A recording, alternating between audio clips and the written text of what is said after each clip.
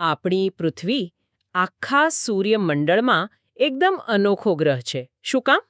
કારણ કે અહીં છે કુદરતી પર્યાવરણ, અને સાચું કહું તો એના વગર તો આપણે હોઈ જ ન શકીએ. બિલકુલ સાચી વાત. જીવન શક્ય જ નથી પર્યાવરણ વગર. તો બસ આજની આપણી ઊંડાણપૂર્વક ચર્ચાનો વિષય છે આ જ અદ્ભુત પર્યાવરણ. આપણે સમજવાની કોશિશ કરીશું કે આખરે આ પર્યાવરણ છે શું. હા, અને એના કયા કયા ભાગો છે, કેવી રીતે કામ કરે છે. અને સૌથી અગત્યનું, આપણે એની સાથે કેવી રીતે જોડાયેલા છીએ અને તેને કેવી અસર પહોંચાડીએ છીએ. આ ચર્ચા ખાસ કરીને ધોરણ 7ના અભ્યાસક્રમની માહિતી પર આધારિત છે. એટલે યુવા મિત્રોને સમજવામાં સરળતા રહેશે અને મજા પણ આવશે. ચોક્કસ. તો ચાલો શરૂ કરીએ.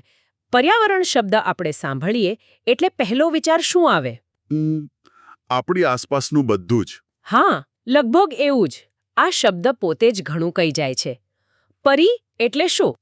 આપણી આજુબાજુ ચારે તરફ. અને આવરણ. આવરણ એટલે ઉપર આવેલું એક. એમ કહી શકાય કે એક પડ. અચ્છા, એટલે પર્યાવરણ એટલે પૃથ્વીની ચારે બાજુ કુદરતી રીતે રચાયેલું એક આવરણ, એક કુદરતી પડ. બરાબર, એકદમ સરળ ભાષામાં. અને આ કુદરતી આવરણ કોઈ એક વસ્તુનું નથી બન્યું, ખરું ને? એના મુખ્ય ઘટકો છે.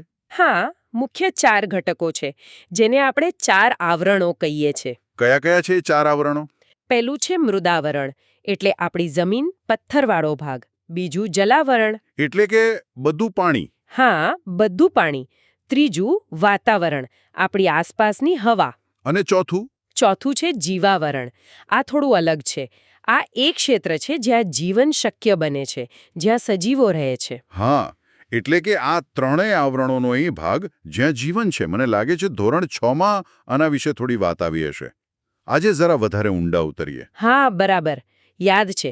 તો ચાલો એક પછી એક સમજીએ. પહેલા મૃદાવરણની વાત કરીએ. મૃદા એટલે માટી. હા, તો પૃથ્વીનો જે ઉપરનો નક્કર પોપડો છે ને, જે ખડકો, અલગ અલગ પ્રકારના ખનિજો અને માટીનો બનેલો છે, એ જ મૃદાવરણ. એટલે જમીનનો ભાગ. બરાબર. આ પૃથ્વીની સપાટીનો લગભગ 29% ભાગ રોકે છે, અને એની જાડાઈ બધે સરખી નથી હોતી. ઓહ, કેટલી હોય છે? એ લગભગ 64 કિલોમીટરથી 100 કિલોમીટર જેટલી જાડી હોઈ શકે. અને જેમ જેમ અંદર જઈએ ને એમ તાપમાન વધતું જાય. અચ્છા, અને આ મૃદાવરણ આપણા માટે કેમ આટલું મહત્વનું છે? અરે વિચારો, આપણે રહીએ છીએ ક્યાં? આ મૃદાવરણ પર જ ને. હા, સાચી વાત. અનાજ ક્યાં ઉગાડીએ? ખેતી માટે જમીન કોણ આપે? આ જ મૃદાવરણ. અને ઉદ્યોગો માટે? ઉદ્યોગો માટે જે કાચો માલ જોઈએ, ખનિજો જોઈએ, એ બધું પણ મોટાભાગે આ મૃદાવરણમાંથી જ મળે છે. પહાડો, ઉચ્ચ પ્રદેશો, મેદાનો, આ બધા ભૂમિ સ્વરૂપો પણ મૃદાવરણ પર જ આવેલા છે. ઓહ, એટલે આપણું ઘર, ખોરાક, ઉદ્યોગો બધું જ મૃદાવરણ પર આધાર રાખે છે. ચાલો હવે બીજા આવરણ પર જઈએ, જલાવરણ. નામ પરથી જ લાગે છે કે પાણીની વાત છે. હા, પૃથ્વીની સપાટી પર જે પાણીથી ઘેરાયેલો ભાગ છે એ બધું જ જલાવરણ કહેવાય. કેટલો ભાગ રોકે છે પૃથ્વીનો? ઘણો બધો. પૃથ્વી સપાટીનો લગભગ 71% ભાગ. ઓહો, એટલે જમીન કરતાં પાણી વધારે છે? હા, ઘણું વધારે. આમાં શું શું આવે? વિશાળ મહાસાગરો, પછી સાગરો, ઉપસાગરો, મોટા મોટા સરોવરો, નદીઓ, અને હા, જમીનની નીચે જે પાણી છે ને, ભૂગર્ભ જળ, એ પણ જલાવરણનો જ એક ભાગ છે. અને એનું મહત્વ? પાણી વગર તો કોઈ સજીવ જીવી જ ન શકે, એ તો આપણે સૌ જાણીએ છીએ. એટલે જલાવરણ જીવન માટે અનિવાર્ય છે. સાચી વાત. અને ખાસ કરીને જે મહાસાગરો છે એ તો કુદરતી સંસાધનોના જાણે અખૂટ ભંડાર છે. શું શું મળે એમાંથી? માછલીઓ, મોતી, ખનિજ તેલ, કુદરતી વાયુ, કેટલું બધું. વાહ, 71% પાણી, એટલે જ પૃથ્વીને બ્લુ પ્લેનેટ કહે છે ને. સરસ. હવે ત્રીજું આવરણ, વાતાવરણ, એટલે આપણી આસપાસની હવા. એ કેવી રીતે બનેલું છે? વાતાવરણ એટલે પૃથ્વીની ચારે બાજુ વીંટળાયેલું હવાનું આવરણ. લગભગ 800થી 1000 કિલોમીટરની ઊંચાઈ સુધી ફેલાયેલું છે. આપણે એને જોઈ નથી શકતા, પણ એ છે. હા, બિલકુલ. એમાં મુખ્યત્વે જુદા જુદા વાયુઓ છે, જેમ કે nitrogen, oxygen, carbon dioxide, ozone વગેરે. આ સિવાય પાણીની વરાળ પણ હોય, ધૂળના એકદમ બારીક રચકણો હોય, અને દરિયા કિનારે હોઈએ તો ક્ષારના કણો પણ હવામાં ભળેલા હોય. એનો કોઈ રંગ, વાસ કે સ્વાદ હોય? ના, વાતાવરણ રંગહીન, સ્વાદહીન અને વાસ વિનાનું છે. પણ હા, એમાં ઘનતા અને દબાણ જરૂર હોય છે. અને આ વાતાવરણ આપણા માટે શું કામ કરે છે? મને એટલી ખબર છે કે આપણે શ્વાસમાં ઓક્સિજન લઈએ છીએ. હા, ઓક્સિજન તો પ્રાણવાયુ છે જ, પણ વાતાવરણ બીજા પણ ઘણા મહત્વના કામ કરે છે. જેમ કે? જેમ કે સૂર્યમાંથી જે અત્યંત ગરમ અને નુકસાનકારક પારજાંબલી કિરણો આવે છે ને, હા અલ્ટ્રાવાયોલેટ કિરણો, હા એને વાતાવરણમાં રહેલો ઓઝોન વાયુ શોષી લે છે અને પૃથ્વી પરના જીવનનું રક્ષણ કરે છે. અચ્છા, આ તો બહુ મોટું કામ કહેવાય. બીજું, આપણે જે એકબીજાનો અવાજ સાંભળી શકીએ છીએ એ પણ હવાના માધ્યમને કારણે જ શક્ય બને છે. જો વાતાવરણ ન હોત તો અવાજ સંભળાતા જ નહીં. ઓહ, અને આજકાલ જે રેડિયો, ટીવી, મોબાઈલ ફોન ચાલે છે એના તરંગો પણ વાતાવરણમાંથી જ પસાર થાય છે ને. હા, એ પણ ખરું. સંદેશા વ્યવહાર માટે જરૂરી છે. અને વાદળા, વરસાદ, બરફ, ધુમ્મસ આ બધી હવામાનની ઘટનાઓ ક્યાં બને? વાતાવરણમાં જ. અરે વાહ! વાતાવરણ તો ખરેખર એક રક્ષણાત્મક કવચ જેવું છે. બહુ સરસ. અને હવે ચોથું આવરણ, જીવાવરણ. આ નામ થોડું અલગ લાગે છે. હા, કારણ કે જીવાવરણ કોઈ અલગ ભૌતિક આવરણ નથી. તો શું છે? જીવાવરણ એટલે પૃથ્વી પરના એ બધા જ વિસ્તારો જ્યાં જીવસૃષ્ટિ છે. એટલે કે મૃદાવરણ, જલાવરણ અને વાતાવરણના જે ભાગોમાં વનસ્પતિઓ, પ્રાણીઓ, જીવજંતુઓ અને આપણે મનુષ્યો વસીએ છીએ એ બધાનો સમાવેશ જીવાવરણમાં થાય છે. અચ્છા, એટલે જ્યાં જીવન છે એ બધો વિસ્તાર જીવાવરણ. બરાબર. અને પૃથ્વી જ આખા સૂર્યમંડળમાં એકમાત્ર એવો ગ્રહ છે જ્યાં જીવાવરણ છે. અને એનું મહત્વ? જીવાવરણ આપણને ખોરાક પૂરો પાડે છે અને જીવન માટે જરૂરી બીજી ઘણી બધી ચીજવસ્તુઓ પણ. એટલે જુઓ, આ ચારેય આવરણો મૃદા, જળ, વાતાવરણ અને જીવ એકબીજા સાથે એટલા જોડાયેલા છે કે એમના કારણે જ પૃથ્વી પર એક સંતુલિત અને જીવંત પર્યાવરણ ટકી રહ્યું છે. બરાબર, સમજાયું. એટલે પર્યાવરણના આ 4 મુખ્ય કુદરતી ઘટકો છે. પણ મેં એવું પણ સાંભળ્યું છે કે પર્યાવરણના પ્રકારો પણ હોય છે. કુદરતી અને માનવસર્જિત. હા, સાચી વાત છે. કુદરતી પર્યાવરણમાં પાછા 2 પ્રકારના ઘટકો આવે: જૈવિક અને અજૈવિક. જૈવિક એટલે? જૈવિક એટલે જેમાં જીવ છે, જેમ કે વનસ્પતિઓ, પ્રાણીઓ અને માનવ. અને અજૈવિક? અજૈવિક એટલે જેમાં જીવ નથી. ભૂમિ, જળ, હવા આ બધું મળીને કુદરતી પર્યાવરણ બને. ઓકે. અને માનવસર્જિત પર્યાવરણ? હવે જુઓ, માનવ શું કરે છે? પોતાની બુદ્ધિ અને આવડત વાપરે છે. હા. અને આ કુદરતી પર્યાવરણના જૈવિક અને અજૈવિક ઘટકો સાથે આંતરક્રિયા કરે છે, એમાં ફેરફાર કરે છે અને નવી વસ્તુઓ બનાવે છે. જેમ કે? શું ઉદાહરણ આપી શકાય? જેમ કે ખેતર બનાવ્યા, ઘર બાંધ્યા, રસ્તા, પુલ, મોટા મોટા ઉદ્યોગો સ્થાપ્યા. આ બધું કોણે બનાવ્યું? માનવે? હા, માનવે. તો આ થયું માનવસર્જિત પર્યાવરણ. આને ઘણીવાર સાંસ્કૃતિક પર્યાવરણ પણ કહેવાય છે, કારણ કે તે માનવ સમાજ અને એની સંસ્કૃતિની દેન છે. અચ્છા, એટલે માનવ અને પર્યાવરણ સતત એકબીજા સાથે જોડાયેલા છે. માનવ પર્યાવરણ પર આધાર રાખે છે અને સાથે સાથે તેને બદલે પણ છે. હા, બિલકુલ. આ આંતરક્રિયા તો હંમેશાથી ચાલતી આવી છે. વિચારો, જૂના જમાનામાં આદિકાળમાં માનવી કેવું જીવતો? ભટકતું જીવન જીવતો હશે, શિકાર કરતો હશે. હા, ભટકતું જીવન, શિકાર, કંદમૂળ ખાવા. એની જરૂરિયાતો કેવી હતી? ખૂબ ઓછી. હા, મર્યાદિત. અને તે પર્યાવરણ સાથે એકદમ તાલમેલ રાખીને એને અનુકૂળ થઈને જીવતો. પણ પછી શું થયું? ધીમે ધીમે સ્થાયી થયો હશે. બરાબર. સ્થાયી થયો, ખેતી કરવાનું શીખ્યો, પશુઓને પાળવાનું શરૂ કર્યું. પછી પૈડાની શોધ થઈ. ઓ હા, વ્હીલ. એ તો બહુ મોટી શોધ હતી. હા, એનાથી તો ક્રાંતિ આવી ગઈ. પરિવહન અને બીજા કામો કેટલા સહેલા બની ગયા. પછી આવી ઔદ્યોગિક ક્રાંતિ.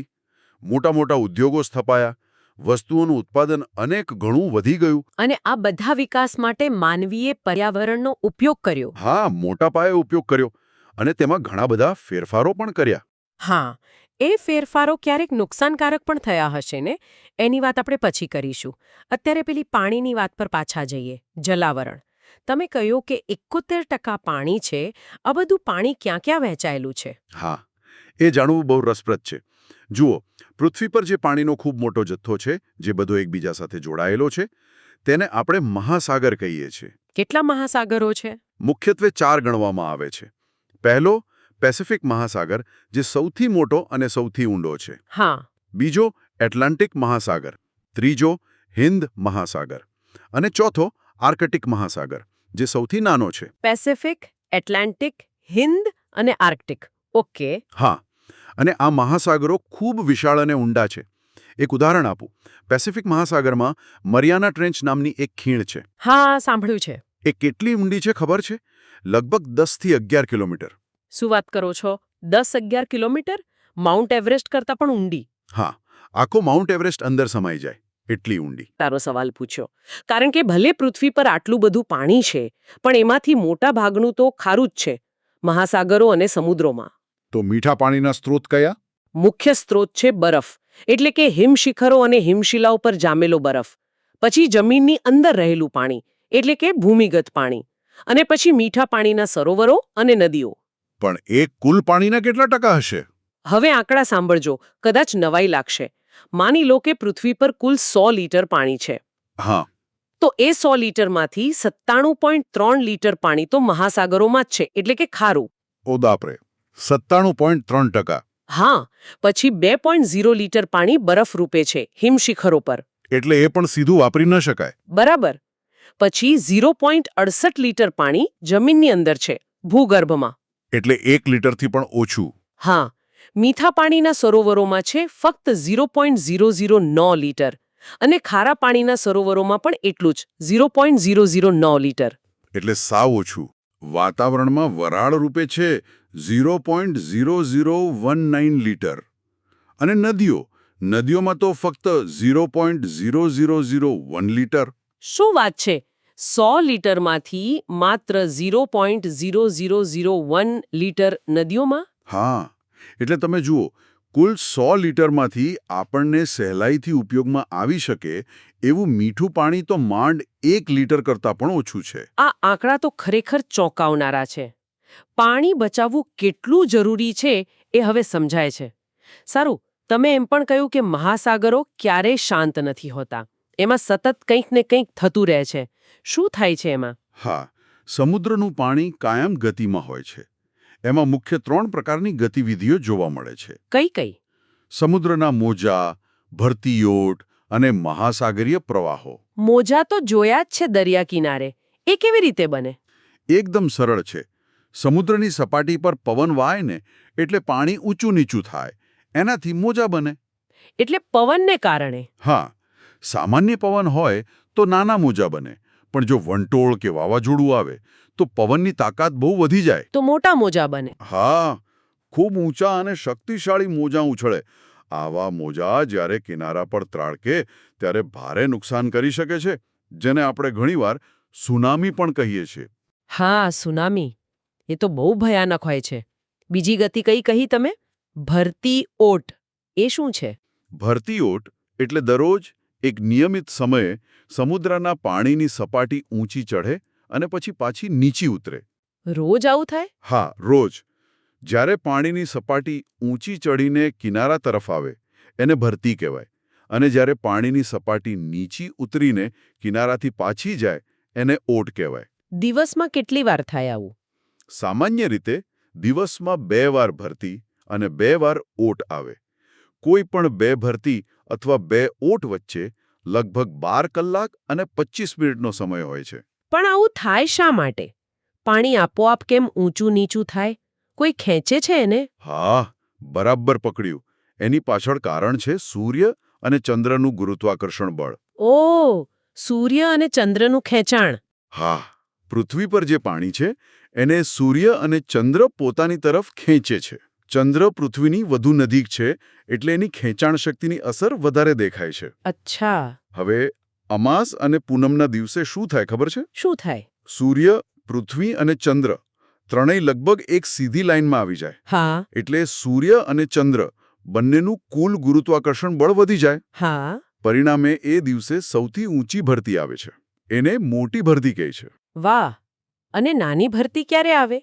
એ આવે મહિનાની સુદ અને વદ પક્ષની મધ્યના દિવસોમાં, એટલે કે સાતમ આઠમની આસપાસ. ત્યારે શું અલગ હોય છે? ત્યારે સૂર્ય અને ચંદ્ર પૃથ્વીની સાપેક્ષે કાટખૂણે હોય છે. એટલે બંનેનું ગુરુત્વાકર્ષણ બળ એકબીજાની અસરને થોડી ઘટાડે છે. એટલે ભરતી નીચી રહે છે. એને નાની ભરતી કહે છે. ઓહ! એટલે અમાસ પૂનમે મોટી ભરતી અને સાતમ આઠમે માની ભરતી. આ તો ખગોળ અને ભૂગોળ બંને જોડાયા. સરસ. અને ત્રીજી ગતિવિધિ કઈ હતી? ત્રીજી હતી મહાસાગરીય પ્રવાહો. પ્રવાહો એટલે નદી જેવા. હા, કંઈ છે. જેમ જમીન પર નદીઓ વહે ને, તેમ મહાસાગરોમાં પણ પાણીનો ખૂબ મોટો જથ્થો હજારો વર્ષોથી એક ચોક્કસ દિશામાં સતત વહેતો રહે છે. આ વહેતા પાણીના વિશાળ પટ્ટાને મહાસાગરીય પ્રવાહ કહે છે. અને એ કેવા હોય? આ પ્રવાહો કાં તો ગરમ હોય છે અથવા ઠંડા હોય છે. નદી તો ઢાળને કારણે વહે, પણ સમુદ્રમાં આવા પ્રવાહો કેમ બને? એના ઘણા કારણો છે. મુખ્યત્વે સૂર્યની ગરમી, એટલે કે સૂર્યશક્તિ, સતત એક દિશામાં વાતા પવનો, સમુદ્રના પાણીની ખારાશમાં જે તફાવત હોય એ, અને પૃથ્વીનું પોતાની ધરી પર ફરવું, એટલે કે પરિભ્રમણ. ક્યાંથી ક્યાં વહે છે આ પ્રવાહો? સામાન્ય રીતે એવું જોવા મળે છે કે ગરમ પ્રવાહો વિષુવવૃત્ત પાસેથી, એટલે પૃથ્વીના મધ્ય ભાગ પાસેથી ધ્રુવો તરફ વહે છે. અને ઠંડા પ્રવાહો? ઠંડા પ્રવાહો ધ્રુવો પાસેથી વિષુવવૃત્ત તરફ વહે છે. અને આ પ્રવાહો જે તે વિસ્તારના હવામાન પર ઘણી મોટી અસર કરે છે. ખૂબ સરસ. તો આ હતા પર્યાવરણના ઘટકો અને જળ વિસ્તારની કેટલીક ગતિવિધિઓ. હવે તમે શરૂઆતમાં કહ્યું હતું કે આ બધા ઘટકો મૃદાવરણ, જલાવરણ, વાતાવરણ, જીવાવરણ એકબીજા સાથે જોડાયેલા છે. આધાર રાખે છે. એમની વચ્ચે સતત લેવડ-દેવડ ચાલ્યા કરે છે, જેને આપણે ભૌતિક ચક્રો કહીએ છીએ, જેમ કે જળચક્ર, કાર્બન ચક્ર. હા. પણ આ કુદરતી સંતુલનમાં માનવીની ભૂમિકા બહુ મોટી છે. એમ કહી શકાય કે કેન્દ્રમાં છે. કેવી રીતે? માનવીની જે પ્રવૃત્તિઓ છે ને, એ આ કુદરતી ચક્રો અને ઘટકોને ઘણી મોટી અસર પહોંચાડે છે. એક સાદું ઉદાહરણ લઈએ. હા, કોને? માની લો, માનવી પોતાની જરૂરિયાત માટે જમીનમાંથી ખનિજો કાઢવા ખોદકામ કરે છે. હા, માઇનિંગ એટલે મૃદાવરણ પર અસર થઈ. બરાબર. હવે ખોદકામથી મોટા ખાડા બને. વરસાદ પડે એટલે એ ખાડાઓમાં પાણી ભરાય. એટલે જલાવરણનું નિર્માણ થયું ત્યાં. હા, ઉનાળામાં ગરમી વધે એટલે આ ભરાયેલા પાણીનું બાષ્પીભવન થાય. વરાળ બને, જે હવામાં ભળે. એટલે વાતાવરણ પર અસર થઈ. બરાબર. આ વરાળ ઊંચે જઈ ઠંડી પડે, વાદળા બંધાય અને વરસાદ રૂપે પાછી જમીન પર પડે. વરસાદ જોરથી પડે તો જમીનનું ધોવાણ થાય. ફરી પાછી મૃદાવરણ પર અસર. હા, અને નવા ભૂમિ આકારો પણ રચાય. જોયું? એક માનવીય પ્રવૃત્તિ, ખોદકામ, એણે કેવી રીતે બધા આવરણોને સાંકળી લીધા. બરાબર. એટલે આપણી દરેક પ્રવૃત્તિની અસર આખા પર્યાવરણ તંત્ર પર પડે છે. પણ ક્યારેક આ અસર સારી નથી હોતી, નકારાત્મક હોય છે, જેને આપણે પ્રદૂષણ કહીએ છીએ. ખરું ને? એકદમ સાચું. જ્યારે માનવીની પ્રવૃત્તિઓને કારણે પર્યાવરણના કુદરતી ઘટકો, એટલે કે હવા, પાણી, જમીન, એમની ગુણવત્તા બગડે છે, એ દૂષિત થાય છે, ત્યારે તેને પ્રદૂષણ કહેવાય છે. ગાંધીજીએ પણ આના વિશે કહ્યું હતું ને? હા, મહાત્મા ગાંધીજીએ કહ્યું હતું કે માનવીય ગતિવિધિઓથી કુદરતી પર્યાવરણ દૂષિત થવાની ક્રિયા એટલે પ્રદૂષણ. અને જે પદાર્થો આ ગંદકી ફેલાવે છે તેને પ્રદૂષક કહે છે. પણ આ પ્રદૂષણ ફેલાય છે શા માટે? આટલું બધું કેમ વધી રહ્યું છે? એના મુખ્ય કારણો છે કે આપણે, માનવીઓ, કુદરતી સંસાધનોનો ખૂબ વધારે પડતો અને ઘણીવાર વિચાર્યા વગર ઉપયોગ કરીએ છીએ. વિકાસ કરવાની, આગળ વધવાની જાણે હોડ લાગી છે. વધુને વધુ સુવિધાઓ જોઈએ છે. આ માટે ઔદ્યોગિકીકરણ એટલે કે વધુ ઉદ્યોગો સ્થાપવા અને યાંત્રિકીકરણ એટલે કે વધુ મશીનોનો ઉપયોગ કરવો, એના પર ખૂબ ભાર મુકાયો છે. અને એની આડઅસર રૂપે પ્રદૂષણ વધ્યું છે. હા, આ બધાની આડઅસર એ છે કે પર્યાવરણ ભયંકર રીતે પ્રદૂષિત થઈ રહ્યું છે. અત્યારે કયા કયા પ્રકારના પ્રદૂષણની સમસ્યા મુખ્ય છે? અત્યારે મુખ્યત્વે 4 પ્રકારના પ્રદૂષણ ખૂબ ઝડપથી વધી રહ્યા છે. પહેલું, ભૂમિ એટલે કે જમીનનું પ્રદૂષણ. બીજું, જળ એટલે કે પાણીનું પ્રદૂષણ. ત્રીજું, હવા એટલે કે વાયુનું પ્રદૂષણ. અને ચોથું, ધ્વનિ એટલે કે અવાજનું પ્રદૂષણ. ભૂમિ, જળ, હવા અને ધ્વનિ. હા, અને આ બધા જ પ્રકારના પ્રદૂષણની પર્યાવરણ પર, આપણા પોતાના જીવન પર અને પૃથ્વી પરની સમગ્ર જીવસૃષ્ટિ પર ખૂબ જ ગંભીર અને ખરાબ અસરો થઈ રહી છે. એટલે હવે ખરેખર જાગવાની જરૂર છે. બિલકુલ. હવે એ સમય આવી ગયો છે કે આપણે સૌ પ્રદૂષણ શું છે, તેની અસરો કેવી છે અને તેને રોકવા માટે શું ઉપાયો કરી શકાય તે વિશે ગંભીરતાથી વિચારીએ અને પર્યાવરણને બચાવવા માટે નક્કર પગલાં ભરીએ. ચોક્કસ. તો ચાલો આ ચારેય પ્રકારના પ્રદૂષણ વિશે થોડી વધુ વાત કરીએ. સૌથી પહેલા ભૂમિ પ્રદૂષણ, એટલે કે જમીનનું બગડવું. એ કેવી રીતે થાય છે? ભૂમિ પ્રદૂષણ એટલે જમીનની ગુણવત્તામાં ઘટાડો થવો અથવા તેના જે પોષક તત્વો હોય ને એ નાશ પામવા. આ પ્રદૂષણ ઘણીવાર આપણને સીધું દેખાતું નથી. પણ એની અસર થાય છે. હા, એની અસરો લાંબા ગાળે ખૂબ ગંભીર હોય છે. એના મુખ્ય કારણો કયા? તો જુઓ. હા. એક તો આપણે ઘરમાં જે કચરો કાઢીએ છીએ, ઘન કચરો અને ગટરનું ગંદુ પાણી, એનો જો યોગ્ય નિકાલ ન થાય તો તે જમીનને બગાડે છે. હા. બીજું, ઘણીવાર સારી ફળદ્રુપ ખેતીલાયક જમીન હોય ત્યાં જ ઉદ્યોગો સ્થાપી દેવામાં આવે છે. ઓહ. ઉદ્યોગો પોતાનું કેમિકલવાળું દૂષિત પાણી અને નકામો કચરો સીધો જ જમીન પર છોડી દે. એનાથી પણ જમીન બગડે. હા, એ તો દેખીતું છે. પછી ખનિજો કાઢવા માટે જે ખોદકામ થાય છે અને મોટા બાંધકામો થાય છે, એનાથી પણ જમીન પ્રદૂષિત થાય છે. ખેતીમાં વપરાતી વસ્તુઓથી પણ થાય. હા, બહુ મોટો ભાગ એનો છે. ખેતીમાં વધુ પાક લેવા માટે જે રાસાયણિક ખાતરો વપરાય છે અને પાકને જીવાતથી બચાવવા જે જંતુનાશક દવાઓ છંટાય છે, એ લાંબા ગાળે જમીનને ઝેરી બનાવે છે. અચ્છા. જરૂર કરતાં વધુ પડતું પાણી ખેતરમાં આપીએ, જેને અતિ સિંચાઈ કહેવાય, એનાથી પણ જમીન બગડે છે. અને પેલું પ્લાસ્ટિક? પ્લાસ્ટિક તો બહુ જ મોટી સમસ્યા છે. એ જમીનમાં ભળતું જ નથી. વર્ષો સુધી એમનું એમ પડ્યું રહે અને જમીનને નુકસાન કરે છે. તમે પેલી રાસાયણિક ખાતર અને જંતુનાશક દવાઓની વાત કરી, એની કોઈ ગંભીર અસરનું ઉદાહરણ છે? હા, છે ને. ખૂબ જ ગંભીર અસરનું ઉદાહરણ છે પંજાબ રાજ્ય. ત્યાં શું થયું? ત્યાં ખેતીમાં નાઇટ્રોજનવાળા રાસાયણિક ખાતરોનો એટલો બધો વપરાશ થયો કે જમીન પ્રદૂષિત થઈ ગઈ. ઓહ. અને પછી એ ઝેરી તત્વો ધીમે ધીમે પાણી સાથે ભળીને જમીનમાં ઊંડે ઉતર્યા અને કૂવા તથા બોરવેલના પાણીને પણ દૂષિત કરી દીધું. એટલે પીવાનું પાણી પણ બગડ્યું? હા.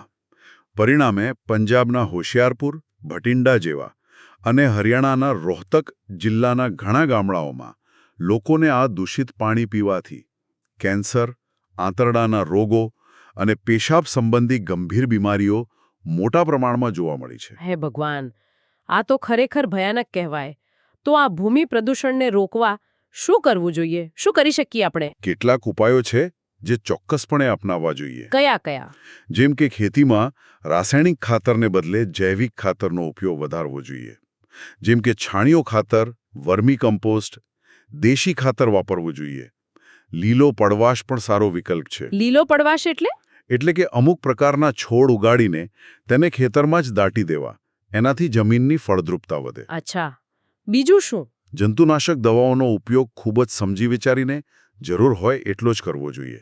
શક્ય હોય તો કુદરતી ઉપાયો અજમાવવા જોઈએ. અને ઘરના કચરાનું શું? જરૂરથી જે કચરો નીકળે એને અલગ તારવવો જોઈએ. ભીનો કચરો, સૂકો કચરો, પ્લાસ્ટિક, કાચ એમ અલગ કરીને તેનો યોગ્ય નિકાલ કરવો જોઈએ. જે વસ્તુ ફરી વાપરી શકાય તેનો પુનઃઉપયોગ કરવો. રિસાયકલિંગ. હા, પ્લાસ્ટિક અને બીજા ઘન કચરાને રિસાયકલ કરીને તેમાંથી નવી વસ્તુઓ બનાવવી જોઈએ. અને ખેતીમાં પાણીનો બગાડ અટકાવવા ટપક સિંચાઈ પદ્ધતિ અને ફુવારા સિંચાઈ પદ્ધતિ અપનાવવી જોઈએ. હા, એનાથી પાણી પણ બચે અને જમીન પણ ઓછી બગડે. સરસ. હવે વાત કરીએ જળ પ્રદૂષણની. પાણી કેવી રીતે પ્રદૂષિત થાય છે? જળ પ્રદૂષણ એટલે પાણી એટલું બગડી જાય કે તે જે કામ માટે વપરાવાનું હોય, જેમ કે પીવા, નહાવા, ખેતી, એના માટે યોગ્ય ન રહે. એમાં બહારની અશુદ્ધિઓ ભળી જાય. એના મુખ્ય કારણો કયા? એક તો ઘરોમાંથી અને શહેરોમાંથી નીકળતું ગટરનું ગંદુ પાણી અને બીજો નકામો કચરો. એને શુદ્ધ કર્યા વગર સીધું નદી, તળાવ કે સમુદ્રમાં છોડી દેવામાં આવે છે. આ તો બહુ સામાન્ય છે, કમનસીબે. હા. બીજું, ઉદ્યોગો અને કારખાનાઓ પોતાનું કેમિકલવાળું ઝેરી ગંદુ પાણી શુદ્ધ કર્યા વગર જ પાણીના સ્ત્રોતોમાં છોડી દે છે. સમુદ્રમાં ખનિજ તેલ લઈ જતા મોટા જહાજોમાંથી ક્યારેક અકસ્માત થાય અને તેલ ઢોળાઈ જાય, જેને ઓઇલ સ્પિલ કહેવાય છે. એનાથી દરિયાનું પાણી અને ત્યાંની જીવસૃષ્ટિ ભયંકર રીતે પ્રદૂષિત થાય છે. હા, એના ફોટા જોયા છે. ખૂબ ખરાબ લાગે છે. અને પેલું ખેતીવાળું કારણ એ પણ લાગુ પડે છે.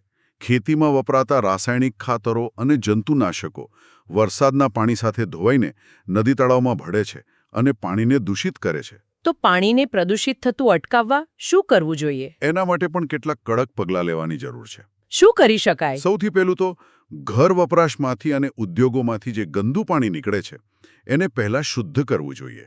એના માટે ટ્રીટમેન્ટ પ્લાન્ટ હોય છે. શુદ્ધ કર્યા પછી જ તેનો નિકાલ કરવો જોઈએ. અને જે લોકો આવું ન કરે એમનું? કોઈ પણ ઉદ્યોગ જો શુદ્ધિકરણ કર્યા વગર ગંદુ પાણી છોડે તો તેની સામે કડક કાયદાકીય કાર્યવાહી થવી જોઈએ.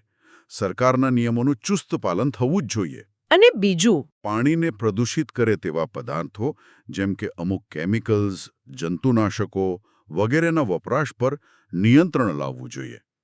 લોકોને જાગૃત કરવા જોઈએ. બરાબર. હવે આવીએ હવા પ્રદૂષણ પર. હવા કેવી રીતે બગડે છે? એ તો દેખાતું પણ નથી. હવા દેખાતી નથી, પણ પ્રદૂષિત હવા આપણે અનુભવી શકીએ છીએ. જ્યારે ઉદ્યોગો, મિલો, કારખાના, વીજળી બનાવવાના મથકો વગેરેમાંથી નીકળતા ઝેરી ગેસ અને ધુમાડો સીધો હવામાં ભળે છે, ત્યારે હવા પ્રદૂષિત થાય છે. એમાં મુખ્યત્વે શું હોય છે? કયા પ્રદૂષકો? ઘણા બધા હોય છે, જેમ કે હવામાં ઉડતા એકદમ બારીક રજકણો, કોલસાના બળતણમાંથી નીકળતા કણો, કારખાનાના ધુમાડામાં રહેલા કાર્બનયુક્ત કણો. વાહનોનો ધુમાડો? હા, એ તો બહુ મોટો સ્ત્રોત છે. પેટ્રોલ અને ડીઝલથી ચાલતા વાહનોના ધુમાડામાં નાઇટ્રસ ઓક્સાઇડ, કાર્બન મોનોક્સાઇડ, બેન્ઝોપાયરીન અને કાર્બન ડાયોક્સાઇડ જેવા ખૂબ જ હાનિકારક વાયુઓ હોય છે, જે સીધા હવામાં ભળે છે. બીજા કયા કારણો છે? ખાણકામ અને બાંધકામ જેવી પ્રવૃત્તિઓ થાય ત્યારે પણ પુષ્કળ ધૂળ અને રજકણો હવામાં ઉડે છે. અને પેલું ખેતરોમાં કચરો સળગાવે છે? હા, ખેતીનો કચરો સળગાવવો. પાક લીધા પછી ખેતરમાં જે પરાળ વગેરે વધે તેને સળગાવવાથી પણ મોટા પ્રમાણમાં ધુમાડો અને પ્રદૂષકો હવામાં ફેલાય છે. આ હવાનું પ્રદૂષણ તો શ્વાસ લેવામાં તકલીફ, આંખોમાં બળતરા જેવી સમસ્યાઓ ઊભી કરતું હશે ને? હા, એટલું જ નહીં. એનાથી અસ્થમા, ફેફસાના રોગો જેવી ગંભીર બીમારીઓ પણ થાય છે. અને લાંબા ગાળે જોઈએ તો આબોહવા પરિવર્તન એટલે કે ક્લાઇમેટ ચેન્જ માટે પણ હવા પ્રદૂષણ મોટો ભાગ ભજવે છે. તો એને અટકાવવા શું કરવું? એને અટકાવવા માટે પણ ઘણા ઉપાયો વિચારવા પડે. જેમ કે? સરકારે હવા પ્રદૂષણ નિયંત્રણ માટે કડક કાયદા બનાવવા જોઈએ અને તેનો સખ્તાઈથી અમલ કરાવવો જોઈએ. ટેકનોલોજીનો ઉપયોગ થઈ શકે? ચોક્કસ. ઉદ્યોગો અને વાહનમાંથી જે ધુમાડો અને ઝેરી ગેસ નીકળે એને હવામાં ભળતા પહેલા ફિલ્ટર કરી શકે તેવા સાધનો જેમ કે સ્કબર, ફિલ્ટર એનો વિકાસ કરવો અને એનો ઉપયોગ ફરજિયાત બનાવવો જોઈએ. અને આપણા લેવલે શું કરી શકીએ? કોલસા, પેટ્રોલ, ડીઝલ જેવા જે પરંપરાગત બળતણ છે એનો ઉપયોગ શક્ય તેટલો ઘટાડવો જોઈએ. જરૂર હોય એટલો જ કરવો. એના બદલે? એના બદલે પ્રદૂષણ મુક્ત અથવા ઓછું પ્રદૂષણ કરતા વિકલ્પો જેવા કે સીએનજી, પીએનજી, સૌર ઉર્જા, પવન ઉર્જા એના ઉપયોગને પ્રોત્સાહન આપવું જોઈએ. બીજું શું? લોકોને પોતાના અંગત વાહનો ઓછા વાપરવા અને જાહેર પરિવહન એટલે કે બસ, ટ્રેન, મેટ્રોનો વધુ ઉપયોગ કરવા માટે જાગૃત કરવા જોઈએ. અને વાહનો માટે પીયુસી? હા, દરેક વાહન નિયમિત રીતે પ્રદૂષણ નિયંત્રણ હેઠળ છે કે નહીં તે તપાસતું પીયુસી પ્રમાણપત્ર કઢાવવું ફરજિયાત હોવું જોઈએ અને તેનું ખૂબ સખ્તાઈથી પાલન થવું જોઈએ. બરાબર. અને હવે છેલ્લું પણ એટલું જ મહત્વનું, ધ્વનિ પ્રદૂષણ, અવાજનું પ્રદૂષણ. મને એ નથી સમજાતું કે અવાજ કેવી રીતે પ્રદૂષણ બની શકે. અવાજ તો હોય જ ને? હા, અવાજ તો હોય, પણ જ્યારે અવાજ બિનજરૂરી હોય, ખૂબ વધારે પડતો હોય અને આપણને સાંભળવો ન ગમે, અસહ્ય લાગે, ત્યારે તે ઘોંઘાટ બની જાય છે. અચ્છા, ઘોંઘાટ. હા, આ ઘોંઘાટને જ ધ્વનિ પ્રદૂષણ કહે છે. જો કે કયો અવાજ ઘોંઘાટ છે એ થોડું વ્યક્તિલક્ષી પણ છે. કેવી રીતે? દાખલા તરીકે, કોઈને શાંત, હળવું સંગીત ગમતું હોય તો એને માટે જોર-જોરથી વાગતું રોક સંગીત ઘોંઘાટ લાગે. પણ જે રોક સંગીતનું શોખીન હોય એને કદાચ એ જ સંગીત ગમે. હા, એ વાત સાચી છે. પણ સામાન્ય રીતે ઘોંઘાટના મુખ્ય સ્ત્રોત કયા ગણી શકાય? ઘણા બધા છે આપણી આસપાસ, જેમ કે કારખાનામાં ચાલતા મોટા યંત્રોનો અવાજ. હા?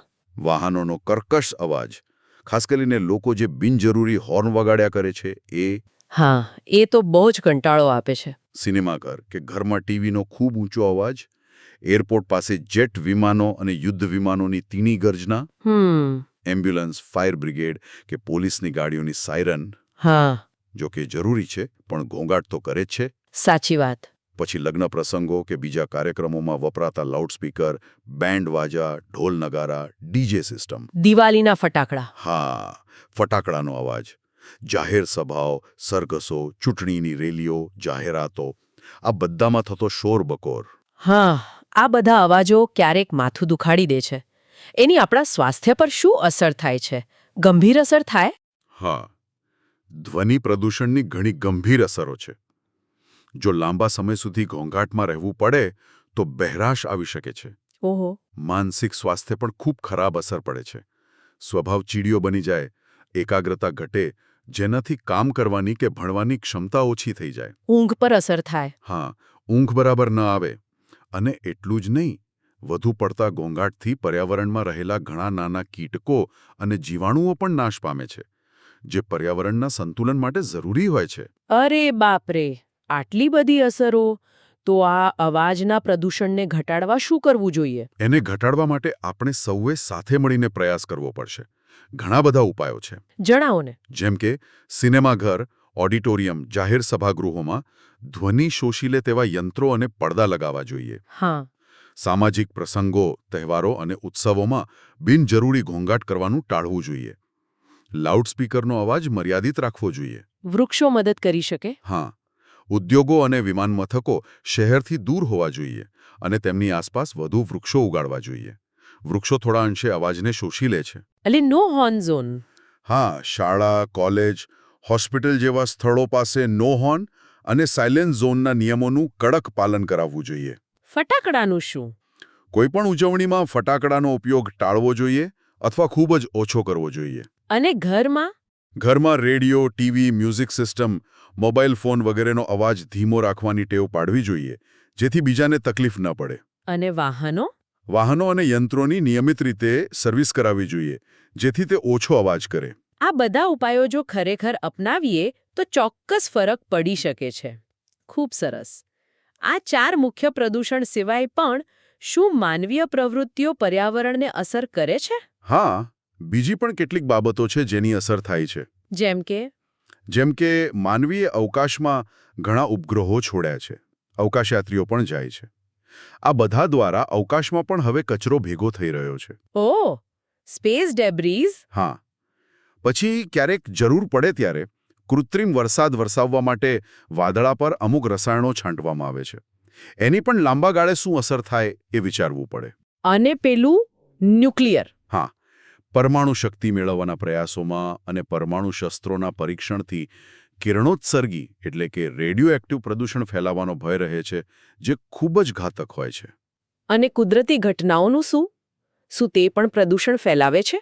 જેમ કે જ્વાળામુખી ફાટે? હા, કેટલીક કુદરતી આપત્તિઓ પણ પ્રદૂષણમાં વધારો કરી શકે છે. જેમ તમે કહ્યું, જ્યારે જ્વાળામુખી ફાટે છે ત્યારે તેમાંથી પુષ્કળ રાખ, ધુમાડો અને વાયુઓ હવામાં ભળે છે, જે હવા પ્રદૂષણ કરે છે. ધરતીકંપ, પૂર? હા, ધરતીકંપને કારણે ઇમારતો તૂટી પડે, પાઇપલાઇનો તૂટે તો તેનાથી પણ પ્રદૂષણ ફેલાઈ શકે છે.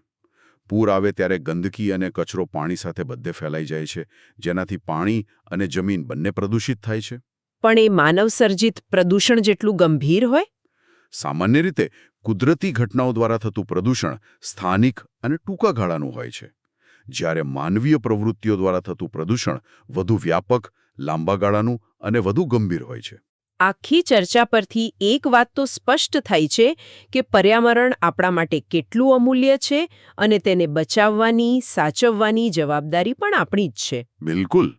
પર્યાવરણની જાળવણી કરવી અને તેને પ્રદૂષણથી મુક્ત રાખવું હોય તો તેનો એકમાત્ર રસ્તો માનવીનો પોતાનો મક્કમ સંકલ્પ અને સતત પ્રયાસ છે. આપણે સૌએ સાથે મળીને આપણી પૃથ્વીને સ્વચ્છ, સુંદર અને રહેવા લાયક બનાવવી પડશે, આવનારી પેઢીઓ માટે. ખૂબ જ સરસ અને એકદમ વિસ્તૃત ચર્ચા થઈ. તો આજની આ ઊંડાણપૂર્વક ચર્ચાના મુખ્ય મુદ્દાઓ પર એક ઝડપી નજર નાખી લઈએ. હા, ચોક્કસ.